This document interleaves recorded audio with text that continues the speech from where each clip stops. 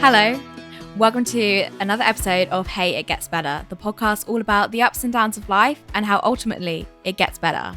I'm your host, Katie Watson. Today, I'm joined by Sina Sadrzadeh. He is the head of growth at myNFT, the CEO and co-founder at Wing, and also the host of the Millennial Entrepreneur podcast. Today, we talk about what he has learned as an entrepreneur, particularly around his first business, Peppercorn, which is no longer around. And we also talk a lot about identity. But before I get into today's episode, I want to share a quick word from our sponsor. StriveX Accountants are the proud sponsors of this episode of Hey, It Gets Better. They provide person-centered and community-driven accountancy services for change makers and small business owners. So, without further ado, let's get into it. Hey, Sina. Thank you so much for coming on the podcast. It is a pleasure to have you here. Hey, Casey. Yeah, absolute pleasure to be on. Thank you so much for welcoming me on the podcast. Looking forward to our conversation. Absolutely no problem. So Hey It Gets Better is all about exploring kind of the ups and downs of life and, how it sometimes doesn't go how we expect it to go. And you've had a very full-on career already. You've had a lot of experience. So I was wondering if you could just start off by, introducing a little bit about what you currently do and what you've done. Yeah, I'll try keep the intro fairly short. I do a podcast myself, and whenever I ask that question, it's like some people talk for 10 minutes, and it's like come on. So I'll try to keep it very short, and it'll probably be 10 minutes anyway. Who knows? But anyway, yeah, my name's Sina. Good to be on the podcast. I started my first business at the age of 19 at University of Bristol is where I was at. It was called Peppercorn, and it ended up not working out, and we can maybe go into why it didn't work out. But that first business was around connecting businesses with surplus food to local nonprofits that wanted to take it, because there's a big issue with obviously food waste, and that was a big passion of mine. So I worked on that for about a year, to be honest, in between studies, and I got a few grants. I won a grant from O2 and I won a grant from the University of Bristol. So I raised about £12,000 funding for that business and won a few awards and stuff like that. Thing is though, it didn't go anywhere. That's the issue. And it was a bit annoying, to be fair, but we can talk about why it didn't go anywhere and why it eventually failed. But yeah, after that sort of wind down because of the pandemic, then I moved on to another business called Wing, which is all focused around innovating in-person networking, because I saw loads of innovation within online networking, but I didn't see any innovation within in-person networking. So me and my team eventually started that business, and that's still going, and we've been working on it for about a year and a bit now. Still bootstrap, we're making revenue, and we're signing some pretty cool partnership deals that I'm really excited about. And I've recently started a role as head of growth at an NFT marketplace platform, which is amazingly exciting, and that's how we got introduced. I also host 4 different podcasts, which is a lot of talking. So I do my own one, which is the Millennial Entrepreneur. I do one for 2 different brands, and I also do a football one with a few friends. So yeah, that's pretty much my life in a couple minutes. I think it's brilliant how you do so many things. A lot of the time, we think, your career is just one job. Yeah. And, you do so much with your time.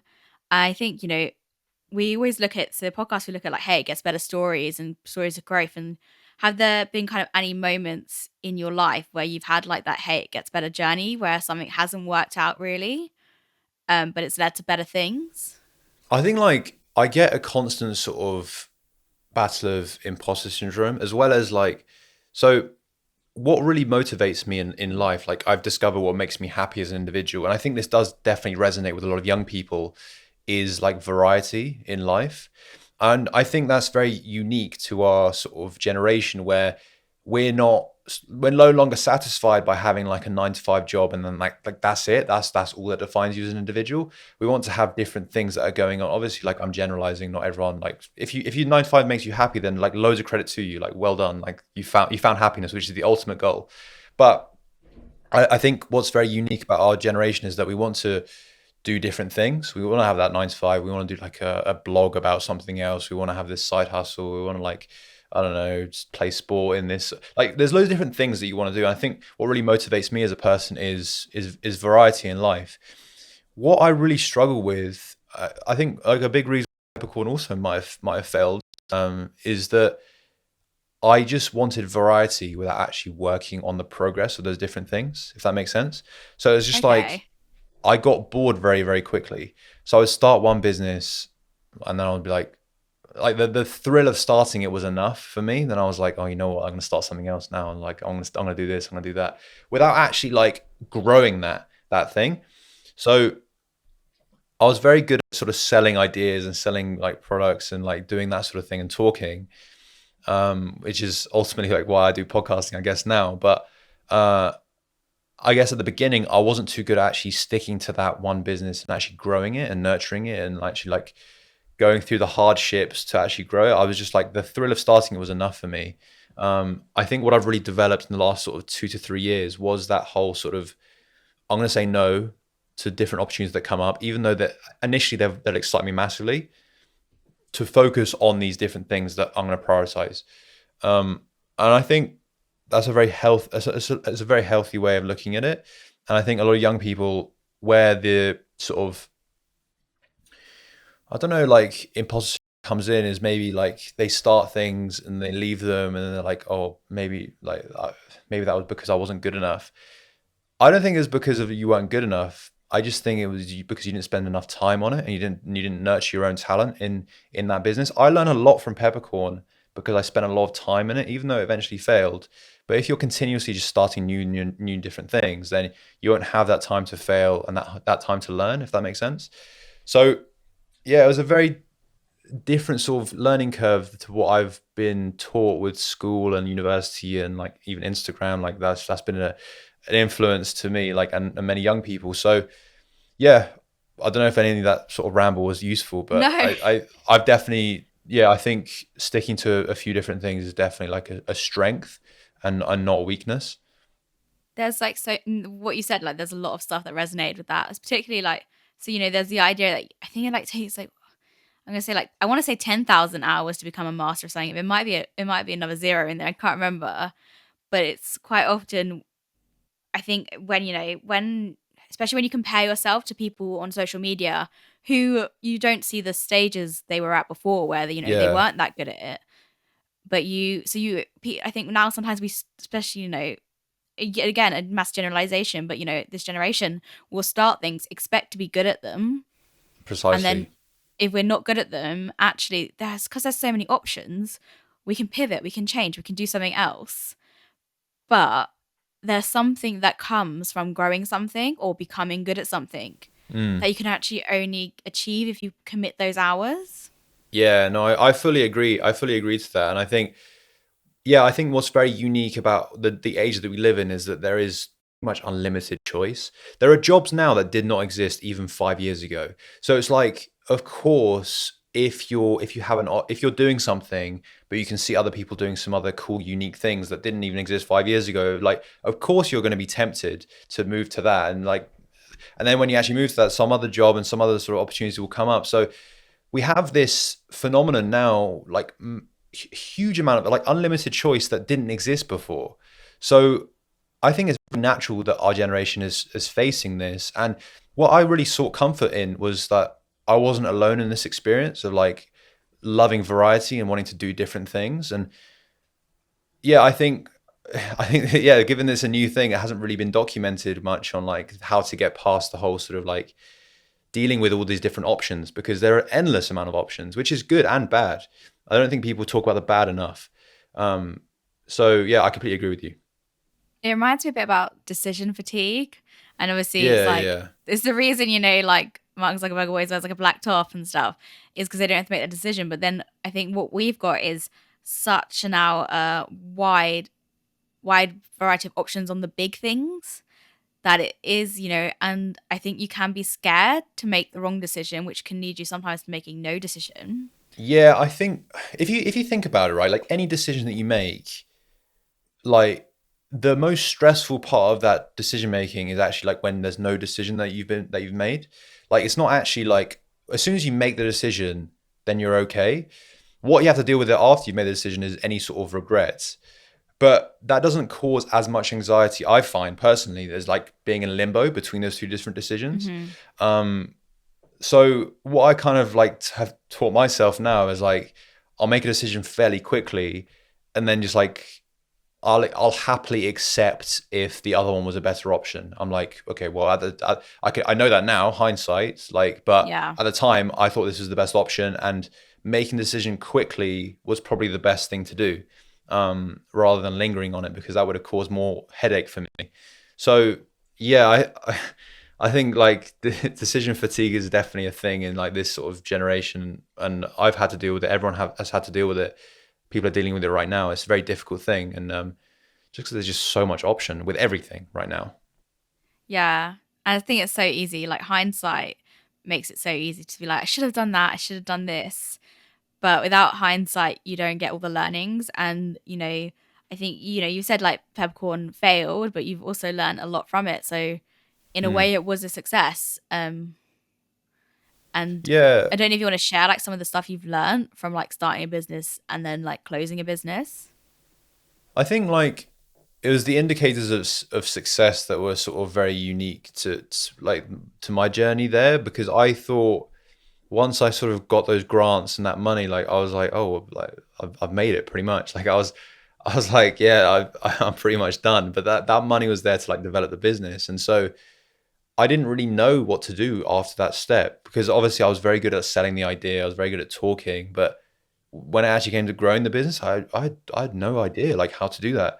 So I had all that money in my bank account, and like I didn't know the next step to take really. Like I didn't know whether to build a website, I didn't know whether to talk to people. Like no one really taught me anything. Like I think there's more support now for young entrepreneurs than there were like five years ago. So and like yeah, because at the time I had no idea.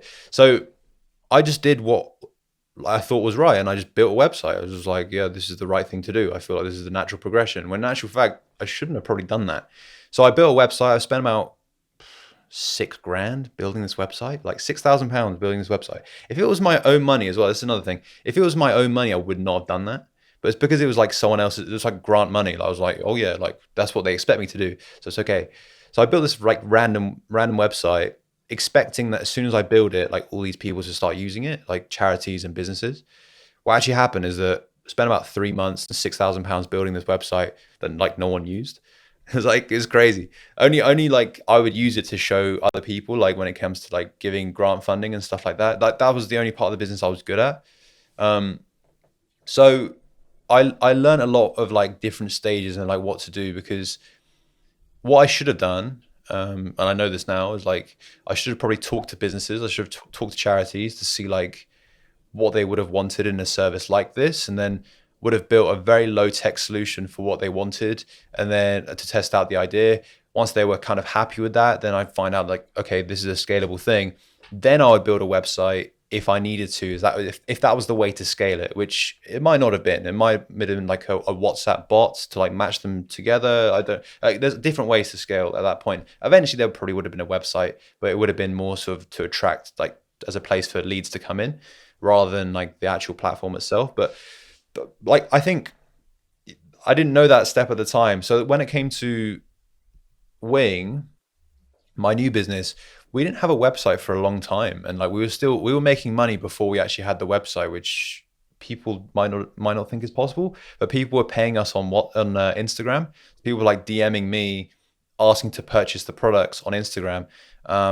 And we got our first sort of 30 users just from Instagram, which is a bit crazy. Like people don't know that. Mad. But like, yeah, so we that's what we did. And then eventually we built a website to handle like all this traffic. But we didn't need a website to actually test the product to see if it would work, you know? We just needed a couple videos to put on Instagram, and it just worked out. That's like not even unique to my solution as well. Like I know loads of people that have processed payments on Instagram and like tested things out through WhatsApp, tested things out through like Facebook groups and stuff like that. It's not a unique thing to me. But I only learned that through the failure of Peppercorn, like wasting all this money on a website that no one used. So yeah. I feel like this is such an applicable lesson though to like life in general, because what we're talking about here is really like status markers, which are like the awards, the grants, and then we're talking about Yeah, you're what right. you think you need. So you need, everyone's like, you need a website. Like I've had, running your own business, you have so many people that give you business advice that aren't even like necessarily in your business or in your industry. Mm, If you tell someone you've got a business, you get a lot of advice from like yeah, everyone and people, and some of it is status markers. And often I think the way we live life is we can be drawn to those markers of status, those yeah. things that we big moments that we can celebrate on Instagram, when really what we've got to do is we've got to do the small little steps, the behind the scene work. And Mm. I think it's just applicable to like everything in life. Like it's not even just applicable to business. Yeah, I think I completely agree with you there. And I think that's something that I've discovered about myself is that I was like, why am I applying for all these grants and awards and stuff? Is it because I want to grow this business or is it to share on LinkedIn? And I drilled down quite like a lot to discover why that was the case. And in actual fact, like it's because I wanted to share it with like friends, peers, and just like to basically show the success, like showcase that this is happening in my life. But it was all the behind the scenes stuff that I wasn't really doing because it was like that's the unglamorous part, like that you don't really share Mm. on any social media platform. So it was very surprising that I discovered that about myself. And I think that is very sort of it does happen out there. Like people are like raising all this money. Like I think raising money is a very interesting one as well. Like it might not be sort of applicable to a lot of your audience members, but something I'm discovering at the moment is like people start a business, people raise money, people share about their money on LinkedIn, and then they get a lot of interest through that. You don't actually need to raise money. Like if you Mm. don't need it, you don't need to raise money. I've been speaking to a lot of people, like close sort of founders of like to me, and I'm like, do we want to raise money? And they're like, well, in actual fact, like if you're already making revenue and you don't need it, then no, like you don't need that. But I was like, I just thought the natural progression was to always raise money. And for some Yeah. businesses, you definitely do need to raise money. Like some businesses, you can't sort of make revenue until you raise investment. Like, but if you have a business model like ours, which is you don't need to raise it, like because you can already make revenue without it, then you don't need different people on the cap table and stuff like that. But these different things is like I just thought you just needed it to like actually function as a business. Mm. And but the more I dug deep in myself, it was actually it wasn't because of that. It was more because like I wanted to share it on all these social media platforms. Yeah, Yeah. it's a very strange one. Like, and I think yeah, for sure, it's all that social signaling is like yeah, I'm doing really well, I'm doing all this type of stuff, but it's the behind the scenes stuff that really makes the business huge. And another thing as well, like people don't really care that much. Like even if like the good and the bad, if you share it on social media, people might look at it and be like, oh, that's pretty cool. But like people don't really care. Like honestly, people don't care. Like if I see something on LinkedIn, that's not a bad thing, by the way. Like that's not a bad thing whatsoever. That's actually a good thing. I think like it gives me a lot of comfort to be like if I share this on a podcast, if I share very honest stories on a podcast or social media, or if I share failures or even good stuff, people will look at it for about 2 seconds. They might not even see it. People might look at it for 2 seconds and be like, oh, that's pretty cool. Then just go on the rest of the day. People have got stresses and problems themselves. So it's like they don't, honestly, it goes in, goes out. They might remember a little bit of it. But in actual fact, like people don't care that much, even if you fail or like, or succeed. So it's like, don't make decisions based on what you're going to post on LinkedIn or any social media platform. Yeah. If you want to do the grind, like you can do it without doing all the posting. If you're posting for personal brand, that's different. But if you're posting just for them for like other people to say, oh, good job and stuff like that, then I feel like you're going about it the wrong way. Because that's the trap that I was falling into.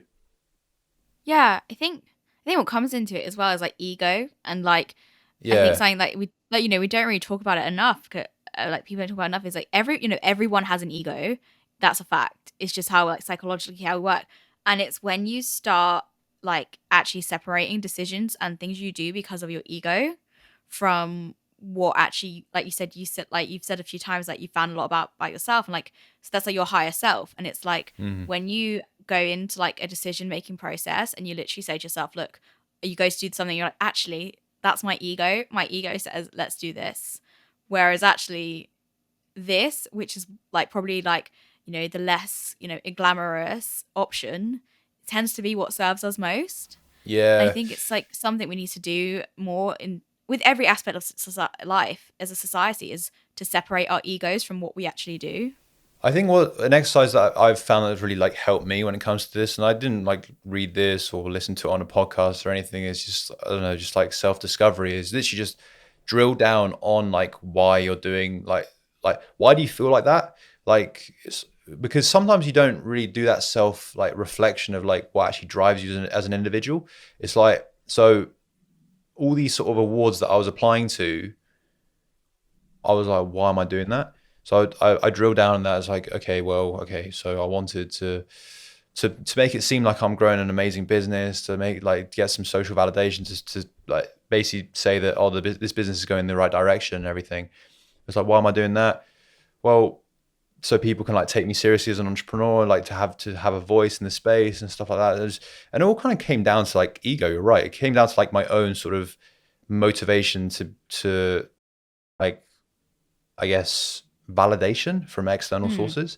So I discovered that about myself, and it's like, if I can get validation from myself and not from external sources, I won't have that issue, and I won't need to apply for awards based on showcasing it to other people. Because literally before, I would apply to every single award. Like if you go on my LinkedIn, like before maybe 2021, 2020, I had all these awards, like tons of them. And then like from 2020 to 2021, I've not really had that many, apart from awards that I think would really benefit my business, not benefit me, benefit my business. So those are the ones that I've applied to. So I think given that discovery about myself, I've been very selective, because these awards definitely take time to apply to. And it also takes a lot of like mental energy to like spend on all the decision makings to get external validation. So yeah, it's a very strange one that I've had to deal with as an entrepreneur, for sure. Yeah, I think it's really interesting. I think it's something like not even just entrepreneurs experience, but like everyone experiences, and it's that self-awareness. And once you achieve that self-awareness, you can serve yourself better in life. But yeah, so I find this really interesting though. It's like, so do you view yourself and the business as one, or do you like now separate it? No, they're different things. I Yeah. find like, given I do, I don't think that's like applicable to everyone. I think some people, their business and them are very similar things. Like because of the way their business is like structured, it's like it depends a lot on personal brand. So of course it depends on them a lot, like their image. Yeah. Whereas like my business doesn't depend on me that much as the face. For other things such as my podcast, then yeah, it depends on me very, very heavily. So of course I'm going to be very involved in that when it comes to promoting. For the other stuff, I don't really see myself as that defines me as an individual. I see that as like one part of me, but I don't see that as like a defining thing. I don't think there's like a right or wrong way about this, by the way. Like it's whatever serves you the most. But again, like if you're starting that business because, I don't know, you want like external validation, then don't really start that business. If you want to do it because you actually genuinely like business, and then yeah, do it. I think I wouldn't say I'm like the same as my business. I think it's really, Yeah. I find that really interesting is the way entrepreneurs talk about their business and stuff. Because, because businesses do fail. And the fact is actually like a lot of businesses do fail. And it's how you come back from that failure and the separation of you had from your own identity and the identity of the business. I find that Yeah, like 100%. that needs to be there, because if the business does fail, like it doesn't actually mean you are a failure. Yeah, it's a very good point, and I haven't really read enough about sort of people who they're very, very tied in closely with their business. Their business fails, and it's like that's the whole identity of theirs just gone. And it's just like they, I guess, like a lot of like they would associate the failure of their business to them very, very closely, and that's obviously not very good for their mental health if they just like put a lot of pressure on themselves and they don't really see like the learnings behind it. So yeah, I don't think there's a right or wrong way. I would say if you can, then do separate yourself from the business. But if you have to be the face because of personal brand, then again, like maybe separate yourself. I don't know, actually, I don't really know the answer to this, because I'm not really too heavy on personal brand when it comes to businesses. Yeah. I do a lot of friends of mine, like friends of mine that are very, very close to their business in that way, where like their business depends on them very heavily as like the face of it. So I don't know what they would do if like the business failed, to be fair. It's really interesting. It is an interesting one. I've not really thought about it before. Yeah, I think as well, it's not even, I think what one of the things you probably do really well, and that might help with this, is the variety and the variety of aspects that are build up your identity. Because I think, like with identity, the way we protect ourselves is that we have our identity and our sense of self is so secure that if one part goes, then and like this is not just applicable to business, but it's like, careers, like it can be applicable to relationships. If you have an identity that is so secure in yourself that actually the absence of one part will not affect it, I think that's the best way forward. But it's much easier for me to say this than actually like achieve it and do it. I think you're 100% right. I think it's definitely applicable across not just business, but yeah, relationships and everything really. Like it depends like if you define yourself, if your identity is based around other things and not just like internal things. Like I've had a lot of people, like, I don't know if I've ever heard people on like first dates or whatever, and they're just talking about other things. They're talking about, oh, have you watched this film? And like, he was really good in this film, and that type of thing. And it's like, why don't you talk about yourself in some way? You know what I mean? Like their identity is based on external, which I've always found a bit strange. So it's not even strange. It's just like, I just don't think that's them as actual people. They need to discover who they are as individuals. You know what I mean? Yeah. So I completely agree. If you can somehow not internalize the external and like make your personality or mental space dependent on those different things, then yeah, you're in a much freer space. Yeah, I think a lot of the episodes recorded this season, like a massive part of it has been like discovering who you are. And, and actually like, I think there's so much you can do. And I think probably one of the reasons, correct me if I'm wrong, but maybe one of the reasons you do know who you are so well is because you actually have tried quite a lot of things and you do a lot of things. Yeah. And like you said, you now are in a position to say no to things that don't really fit with you. But have you said said yes to the wrong thing sometimes? That's a very good question. I've said no to things that I've said yes to things that I probably didn't believe in as much. Mm-hmm. But I've not said yes to things that are like definitely wrong. Yeah. But yeah, I've been quite lucky that I have like I know I could have been in that space, but I do know, I can tell like the red flags and stuff if like I'm like, yeah, this isn't for me too much. But yeah, I think the main ones maybe like people coming on my podcast and just not really being the right fit.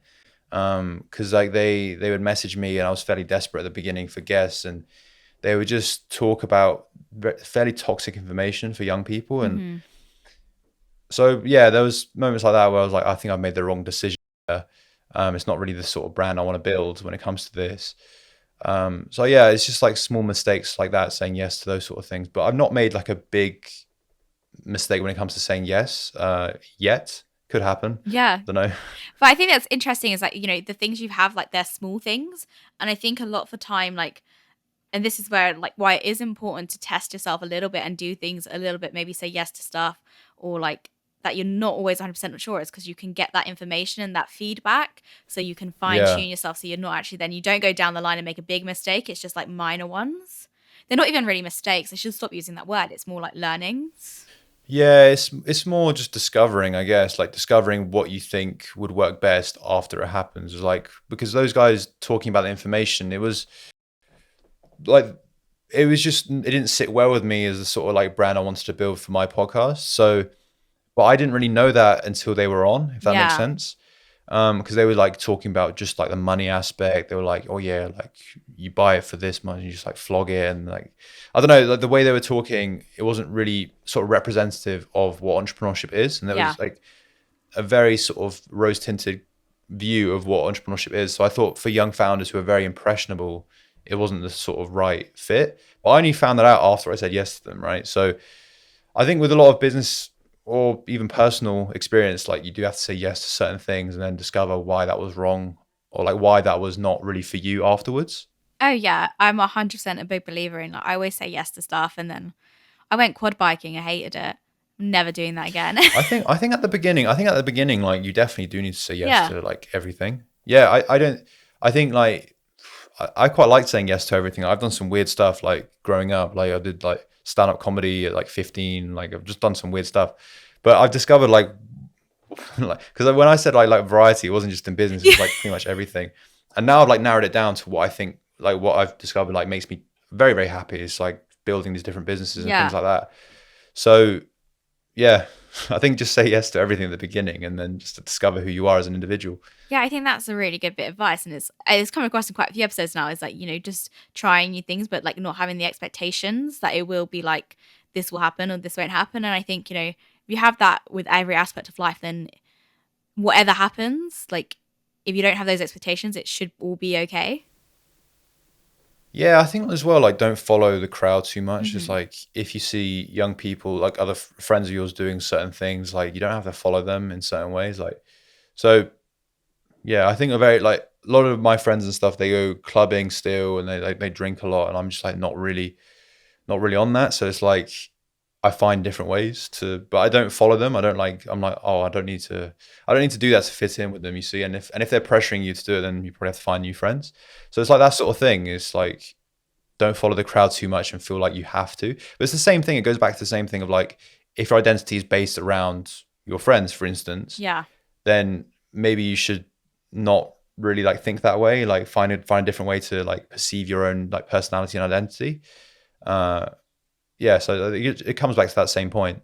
Yeah, it's really like, I just think like how many aspects, because I find like a lot of the things to do with business and stuff is so applicable to actual life. And like to Mm, be an entrepreneur, to run your own business, you need such a level of self-awareness to make those decisions, that actually when you apply that to your actual life, it's actually really helpful as well. yeah, So like lessons of entrepreneurship can, like, they're very helpful to anyone, even if you, because in your sense your life is like a bit like, can be like a business. yeah. I'll tell you what it's like a difficult thing to deal with as well. Like as a CEO, like entrepreneur, and like someone fairly senior in like a startup, is everyone kind of comes to you for the answers, Mm. and a lot of the time like you don't even know what the answers are. Like that's the thing, and like but you have to sort of maintain that sort of image of like knowing what's going on, because if you're, I mean, it's a balance. Like you can be vulnerable with your team for sure. I do support that, but at the end of the day, if you don't have any of the answers, your team won't really look to you for inspiration. They won't like look to you for guidance. So it's sort of maintaining that sort of, yeah, like I know what's going on with the direction of the company. And a lot of the time, like I'm really uncertain. That's the difficult part. So I think an aspect of entrepreneurship and business that people don't really realize is that it can be fairly lonely, because I I can't turn to a lot of the people in my team for sort of, oh, where should we go with this decision? It's because it's my Hmm. decision. You know what I mean? Yeah. I'm the one that has to like take in that direction. So it is a fairly lonely journey sometimes. So you have to make friends with other founders, other people within a similar space to you. Uh, Again, like something that's not talked about at all on Instagram, LinkedIn, anything like that, because that just shows the glamorous parts. This is the reality, is that it does get quite lonely sometimes, because you don't really know like who you can talk to about these issues. Yeah, that's something like a lot of the founders and CEOs like I've had on the podcast have said that. And like even my own experience of it, it does get lonely, and it does get, and it, I think that's where communities of other founders and just, or even like close relationships with, as of like a one, like friends and stuff, like is someone who can understand this stuff. But then and then you've got Yeah, you also have the fact is that like sometimes, particularly when you work on certain projects, you can't share a lot of the information, you know, like yeah, NDAs are a thing, and like the higher you go, the more you tend to have to sign. So like it's true. even that, like it's like trying to find a way you can internally like hold these decisions, um and still have a place of comfort in yourself and your life. And I guess that's where separating work and life comes as well.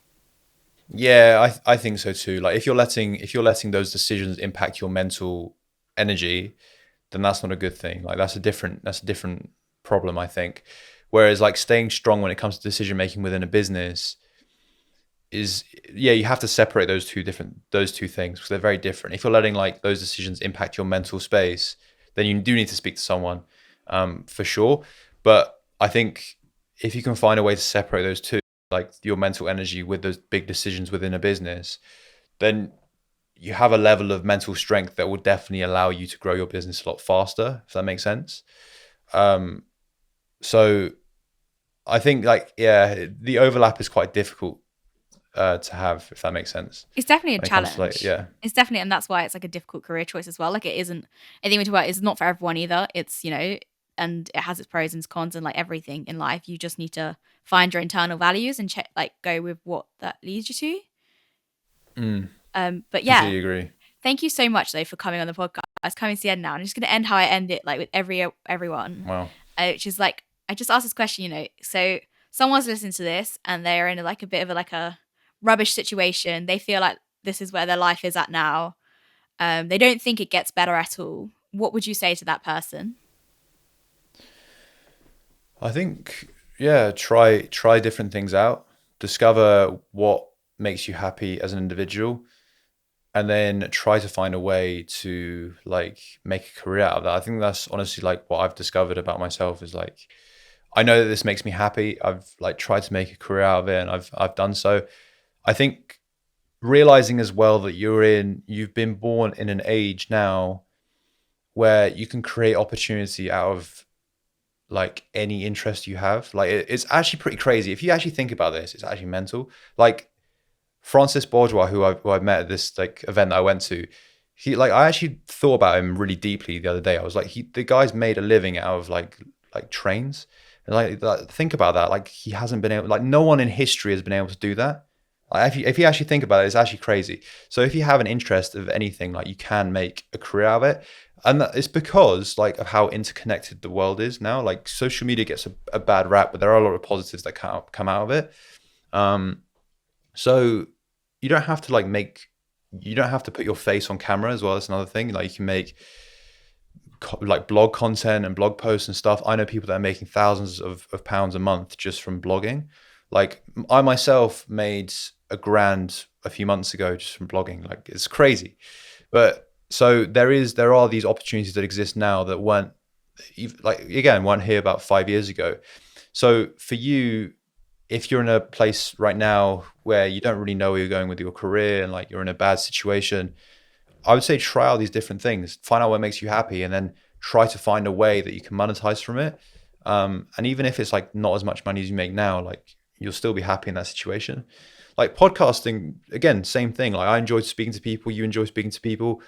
You can make money from this. Like I work with brands at the moment. I host their podcast. I get paid for it. And if I did a few more of those, like that would be, I could make a living out of that, but I don't really want to make a living out of podcasting. It's not my like passion, like to just do that. So I don't do that. But for someone that's like, that's their only passion, they can do it. So very, very long answer, but to kind of like wrap it up, I think the first step, discover what makes you happy. I think that's the best answer. Thank you so much for joining in today's episode of Hey, It Gets Better. Please subscribe to the podcast wherever you listen to your podcasts. And if you can leave us a review on Apple Podcasts, it would be absolutely amazing. I hope you have a brilliant day, and I will see you in the next episode.